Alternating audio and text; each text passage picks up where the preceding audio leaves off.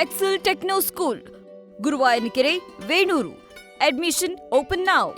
ಇವತ್ತು ಕರ್ನಾಟಕ ರಾಜ್ಯದಲ್ಲಿ ಮಹಿಳೆಯರ ಮೇಲೆ ಅತ್ಯಾಚಾರ ಆಗಿರ್ಬೋದು, ಕಿರುಕುಳ ಆಗಿರ್ಬೋದು, ಮಹಿಳಾ ಅಪಹರಣ ಆಗಿರ್ಬೋದು, ಡ್ರಗ್ ಹಾವಳಿ ಆಗಿರ್ಬೋದು, ಕಾನೂನು ಸುವ್ಯವಸ್ಥೆಯು ಏರುಪೇರಾಗುವಂತ ಎಲ್ಲಾ ವ್ಯವಸ್ಥೆಯನ್ನ ಆ ಎಲ್ಲಾ ವ್ಯವಸ್ಥೆಗೆ ಪೋಷಣೆಯನ್ನು ಕೊಡುವಂತ ಕೆಲಸವನ್ನ ಕರ್ನಾಟಕ ಸರ್ಕಾರ ಮಾಡುತ್ತೆ.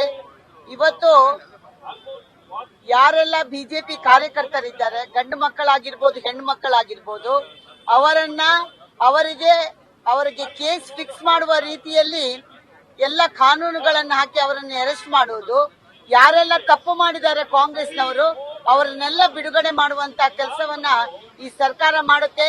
ಉದಾಹರಣೆಗೆ ಹುಬ್ಬಳ್ಳಿಯಲ್ಲಿ ಕೊಲೆ ಆದಂತ ಸಂದರ್ಭದಲ್ಲಿ ಅವರನ್ನೇ ಅರೆಸ್ಟ್ ಮಾಡ್ತಾ ಇಲ್ಲ, ಅವರ ಮೇಲೆ ಯಾವುದೇ ಕೇಸನ್ನ ಹಾಕ್ತಾ ಇಲ್ಲ. ಅದೇ ಹುಬ್ಬಳ್ಳಿಯಲ್ಲಿ ಒಂದು ಹೆಣ್ಮಗಳಿಗೆ ಅರೆಸ್ಟ್ ಮಾಡ್ಲಿಕ್ಕೆ ವ್ಯವಸ್ಥೆ ಮಾಡ್ಲಿಕ್ಕೆ ಮಾಡಿ 40 ಜನ ಪೊಲೀಸರು ಹೋಗಿ ಆ ಹೆಣ್ಮಗಳನ್ನ ಅರೆಸ್ಟ್ ಮಾಡ್ತಾರೆ. ಅವರಿಗೆ ಅಟೆಂಪ್ಟ್ ಆಫ್ ಮರ್ಡರ್ ಕೇಸನ್ನು ಕೂಡ ಹಾಕುವಂತದ್ದು ನಡೀತಾ ಇದೆ. ಆದ್ರಿಂದ ಕರ್ನಾಟಕ ಸರ್ಕಾರ ಇವತ್ತು ಸಂಪೂರ್ಣವಾಗಿ ಇಲ್ಲಿ ಕಾನೂನು ಸುವ್ಯವಸ್ಥೆಯನ್ನ ಏರ್ಪೇರು ಮಾಡುವಂತ ಕಾಯಕದಲ್ಲಿ ತೊಡಗಿದೆ. ಇಲ್ಲಿ ಯಾರಿಗೂ ಕೂಡ ನ್ಯಾಯವನ್ನು ಕೊಡ್ಲಿಕ್ಕೆ ಸಾಧ್ಯ ಇಲ್ಲ. ಈ ಸರ್ಕಾರದಲ್ಲಿ ಈ ಎಲ್ಲ ವಿಷಯವನ್ನ ನಾವು ಮಾನ್ಯ ಗವರ್ನರ್ ಅವರಿಗೆ ತಿಳಿಸುವಂತ ಕೆಲಸವನ್ನ ಇವತ್ತು ಮಾಡಿದ್ದೇವೆ.